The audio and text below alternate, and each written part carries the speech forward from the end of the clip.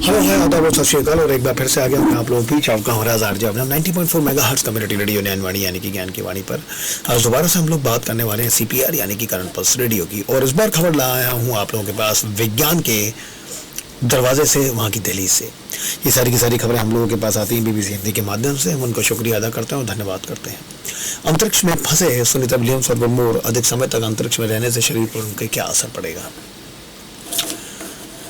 अंतर्राष्ट्रीय अंतरिक्ष स्टेशन पर गए अमेरिकी अंतरिक्ष यात्रियों सुनीता विलियम्स और पेरी बुच विल्मोर की वापसी अधर में लटक गई है। उन्हें ले जाने वाले बोइंग स्टार लाइनर मिशन में दिक्कत पैदा होने की वजह से इन दोनों अंतरिक्ष यात्रियों की वापसी के फैसले को नासा ने दोबारा टाल दिया है। बुधवार को अमेरिकी अंतरिक्ष एजेंसी ने एक संवाददाता सम्मेलन में कहा कि अब इस बारे में अगस्त के अंत में कोई फैसला लिया जाएगा। नासा के प्रमुख अंतरिक्ष यात्री जो काबा ने कहा कि सुनीता विलियम्स और बेरी बुच विल्मोर जैसे अंतरिक्ष यात्री मिशन के विभिन्न पहलुओं और इससे पैदा होने वाली संभावित परिस्थितियों के बारे में अच्छी तरह जानते थे। उन्होंने जोड़ा कि अंतरिक्ष यात्रियों को सुनिश्चित करने के लिए ऐसी ट्रेनिंग दी गई थी कि किसी भी मिशन में आने वाली चुनौतियों के लिए वहां से शारीरिक रूप से तैयार रहे। उन्होंने कहा यह मिशन एक टेस्ट फ्लाइट था। वो जानते थे कि यह मिशन परफेक्ट नहीं है।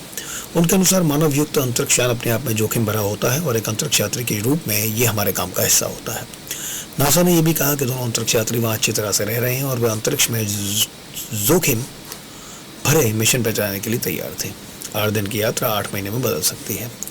अंतरिक्ष एजेंसी के अधिकारियों ने यह भी कहा कि अंतरिक्ष यात्रियों का स्पेस सूट किसी ऐसे वैकल्पिक अंतरिक्ष यान के लिए उपयुक्त नहीं है जिससे स्टार लाइनर का सुरक्षित होने की स्थिति में इस्तेमाल किया जा सके। बीते 5 जून को विलियम और विल्मोर ने अंतर्राष्ट्रीय अंतरिक्ष स्टेशन ISS के लिए स्टार लाइनर ने उड़ान भरी थी, जो 8 दिन के बाद उन्हें वापस धरती पर लौटना था। लेकिन स्टार लाइनर अंतरिक्ष यान जब ISS के करीब पहुंचा तो उसमें काफ़ी समस्याएं पैदा हो गई और उसके 5 थ्रस्टर्स बंद हो गए जो यान को दिशा देते हैं। इसमें हीलियम भी खत्म हो गया जिससे जलने वाले ईंधन पर यान को निर्भर होना पड़ा था। इन समस्याओं के आने का मतलब है विलियम्स और विल्मोर को ISS पर तब तक रुकना पड़ेगा जब तक इंजीनियर उसकी तकनीक की दिक्कतों को हल नहीं कर लेते। उनकी वापसी का एक विकल्प ये भी है कि इस साल की अंतिम तिमाही में वहाँ जाने वाले SpaceX अंतरिक्ष यान का इस्तेमाल किया जाए। अगर ऐसा होता है तो 2025 की शुरुआत में ही वापस लौट पाएंगे और इस तरह 8 दिन का ये मिशन 8 महीने में ही बदल जाएगा। लेकिन अधिक समय तक अंतरिक्ष में रहने का इंसानी शरीर पर विपरीत असर भी पड़ सकता है और इसलिए दोनों अंतरिक्ष यात्रियों का नियमित हेल्थ चेकअप किया जा रहा है। नासा ने दिए सवालों के जवाब। संवाददाता सम्मेलन में एक पत्रकार ने पूछा कि क्या स्टार लाइनर अभी भी यात्रियों को इमरजेंसी वापस लाने के लिए सुरक्षित है।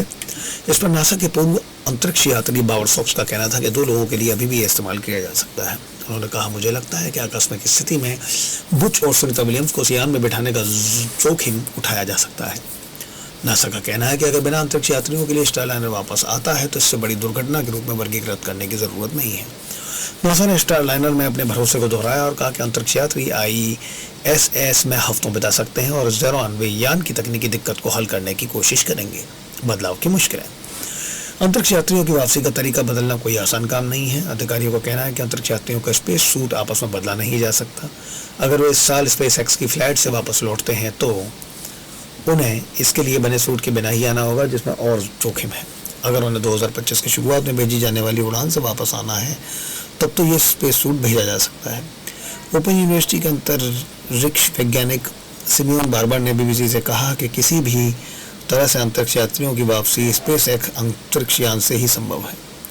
बोइंग ने लगातार कहा है कि उसे पूरा भरोसा है कि स्टार लाइनर दोनों अंतरिक्ष यात्रियों को लेकर सुरक्षित वापस आ सकता है।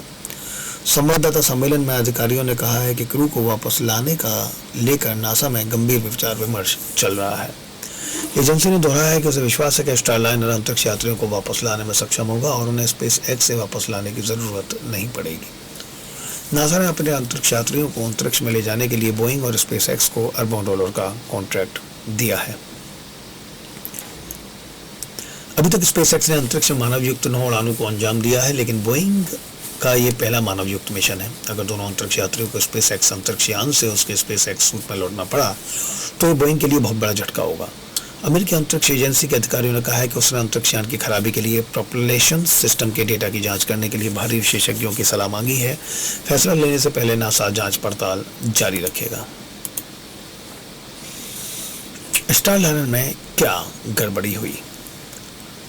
स्टार लाइनर जब भी भेजा गया तो उसमें एक छोटा हीलियम लीक होने लगा था और जब वो ISS पर पहुंचा तो 2 और लीक होने लगे।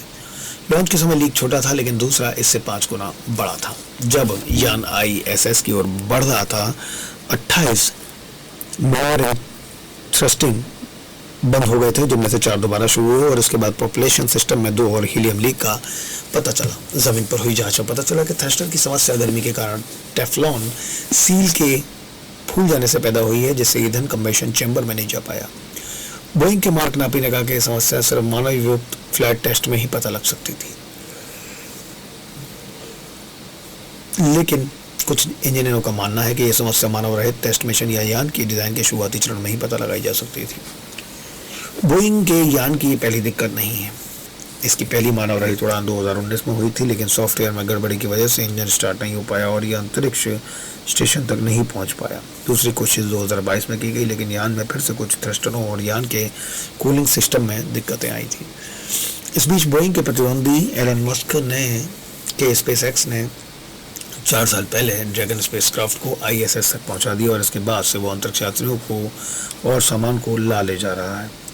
और ये सब तब हो रहा है जब बोइंग के धरती पर उड़ने वाले विमानों में भी गड़बड़ियों को लेकर जांच का दायरा बढ़ रहा है। अब तो ये लग रहा है कि जैसे लॉन्च पैड बनने के लिए बोइंग स्टारलाइनर को एक लंबा रास्ता तय करना होगा। अंतरिक्ष में रहने का दिमाग और आंख पर असर। अगर अंतरिक्ष में अधिक समय बिताना पड़े तो बहुत प्रतिद्वंदी अंतरिक्ष यात्रियों को भी कुछ चुनौतियों का सामना करना पड़ सकता है। ट्रेनिंग के दौरान जो अनुभव होता है वो असली मिशन का 3/4 होता है, लेकिन अगर निर्धारित समय से अधिक वक्त गुजारना पड़े तो उत्साह में कमी आती है। अंटार्कटिका में शोध करने वाले वैज्ञानिकों को कभी कभार ऐसी मानसिक अवस्था से गुजरना पड़ता है जैसे साइकोलॉजिकल हिबरनेशन कहते हैं, जिसमें व्यक्ति भावना शून्य और बिल्कुल अलग थलग महसूस करने लगता है।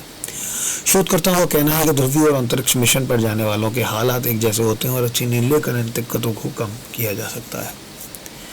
BBC future editor Richard grey के अनुसार अंतर्राष्ट्रीय यात्रियों का नियमित हेल्थ चेकअप किया जा रहा है, लेकिन सबसे अधिक ध्यान आंखों पर दिया जा रहा है।